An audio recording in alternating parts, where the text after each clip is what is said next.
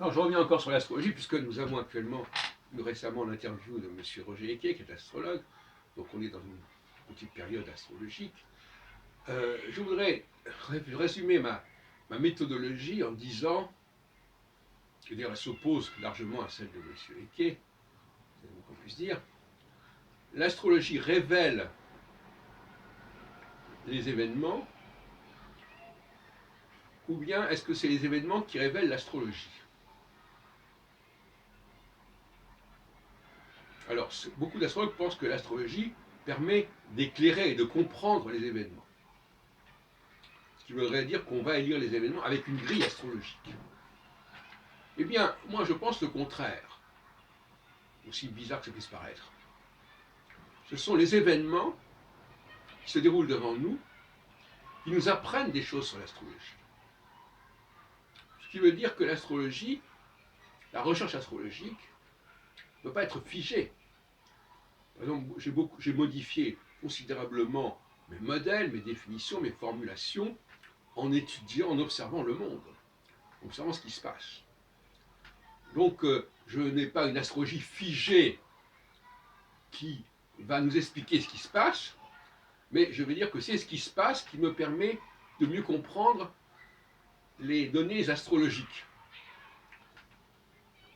Par exemple, la crise des Gilets jaunes, c'est récent puisqu'elle a démarré en novembre 2018, m'a permis de mieux comprendre, de mieux préciser ma pensée sur la notion d'empire, à mieux comprendre la notion de représentativité.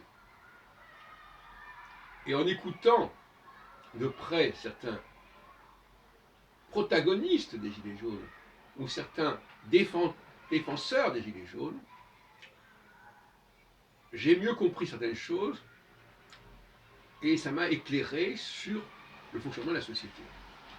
L'Empire et le lieu, d'ailleurs c'est pas par hasard, parce que Saturne actuellement est fort, alors que Jupiter est faible, et donc par conséquent les Gilets jaunes ont une revendication qui s'inscrit dans la notion d'empire.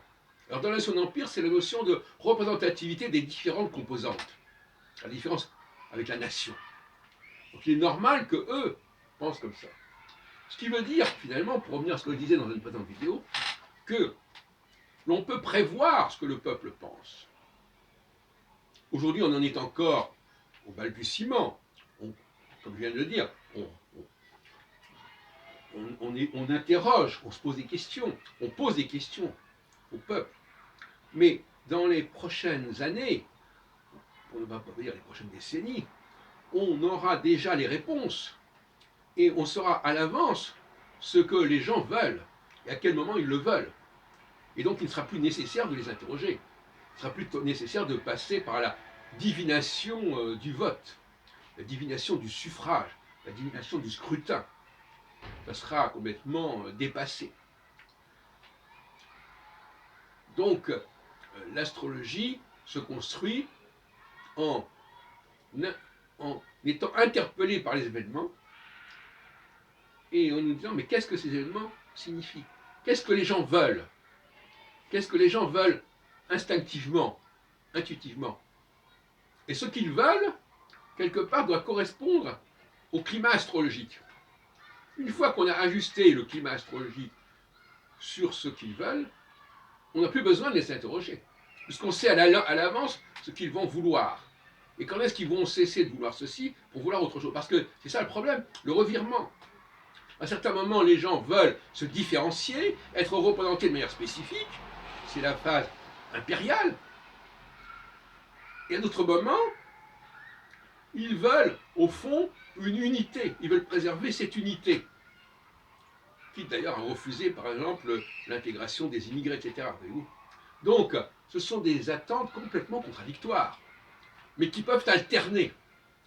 Mais qui doivent alterner, qui non. C'est pas qu'elles peuvent, hein, elles doivent alterner, et elles doivent alterner sans dépendre du vote populaire, qui pourrait faire que, pour quelque raison, on va perpétuer une politique, alors qu'on devrait la modifier, la changer, et finalement, de toute façon, ça n'a pas grande importance, de toute façon, comme on dit, quand les gens arrivent au pouvoir, ils sont bien obligés d'accepter comment les choses sont en train de se faire. Mais ça discrédite la politique, ce qui est tout à fait inacceptable. Parce qu'on dit, ben oui, les gens sont élus pour ceci, ils avaient promis ceci, ils avaient prévu cela, et c'est pas ce qu'ils vont faire. Et c'est ce que propose, c'est ce que dit Onfray. Il dit, mais c'est pas normal, les gens ne font pas, les politiques ne font pas ce pourquoi ils ont été élus. Mais ça, c'est un raisonnement complètement dépassé. Bien entendu que les gens ne peuvent pas faire ce qu'ils ont promis, parce qu'ils ne connaissent pas le processus cyclique.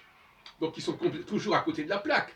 Ou du moins, il y a toujours un moment donné où il faut changer de politique, comme en 83 avec Mitterrand. Et alors on va dire, ah oui, mais il a changé d'avis. Mais c'est une position de psychorigidité inacceptable, cela. N'est-ce pas? Donc au lieu d'avoir ce procès fait aux politiques, tout simplement, il faut faire avancer la science politique de façon à ce qu'on sache à quel moment, eh bien, c'est cette position, cette démarche qui doit être suivie, et pendant combien de temps elle va être suivie, et à quel moment une autre politique va être suivie.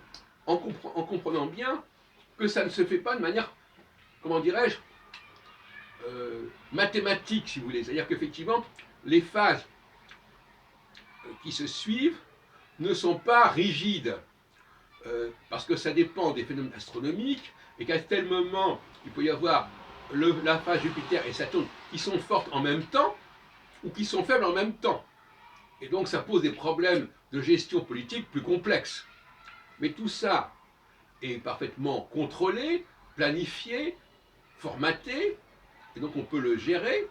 Et en aucun cas, à l'avenir, dans un proche avenir, on devra se dire, ben écoutez, on ne sait pas, on ne comprend pas, on ne voit pas ce qui se passe, eh bien on va interroger le peuple, on va faire de la divination, hein.